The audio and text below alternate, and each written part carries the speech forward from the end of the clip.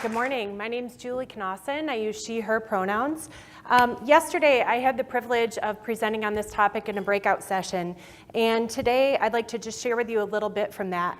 Yesterday, I shared with the attendees some of the ways in which the organization that I work for has failed at collaboration, and how we've used those to help us launch into something new, a deeper understanding of community. So I'm from Kent County, Michigan. Here's a little bit about us as a community. We are a very large community of faith with strong conservative backgrounds. We're one of the largest philanthropic areas in the whole nation. But we have a huge disconnect, and we have people who are well-intentioned, who are coming around an issue, who are coming at this from a variety of different angles. And I'm going to tell you what, collaboration has been difficult, it has been hard, and I'm hoping to share some of those strategies with all of you. So let's rewind the clock about 4 years ago. I'd like to paint a picture for you of what collaboration was like in the nonprofit culture in our community, specifically in the homeless sector. And I say this not to share what other agencies look like, but I say this to share how we all did our business, the organization that I work for included. We had very little system alignment. We described our data sets in terms of micro numbers and agency performance, and there was very, very little consumer input. So why did collaboration fail?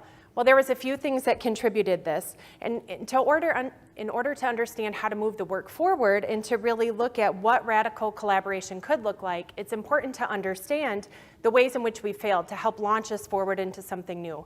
For us, the big ones were differences in philosophy and divides, which produced a lack of trust, and this mindset of scarcity, which always produces fear. And fear keeps us from moving forward in a way that is helpful to our participants.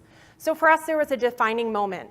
It started when we formed a youth action board, and our youth action board came at us with some real information about resource barriers and gaps in services that we felt very responsible to address.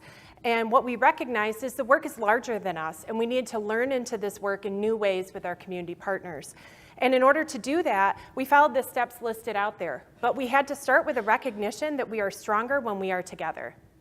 So as we've moved forward into collaborations in our community, no matter what the project is or the effort is that we're working on, we're always following a scope of work that looks a little something like this that you see on the screen. It starts with looking at the opportunity to learn voiced by young people in our community who are experiencing the issues. And then we really look at what is the market analysis, what is the innovation space that we can look to create, what do we know can work, and what are the outcome-based solutions that we can develop moving forward. And then how do we take those and test them in a way that makes sense with the freedom to fail? And the other big thing is making it fun. This is an example from one of the project plans that we did. This is a visual representation of themes and trends that were pulled from a program design. And the great thing about this is this appeals to all different learning styles, right? And it also brings people to the table to leverage their skills in ways in which they might not normally be able to do that in the course of their business through art. And when you can find that sweet spot of bringing joy and meaningful work together, that's where the magic happens.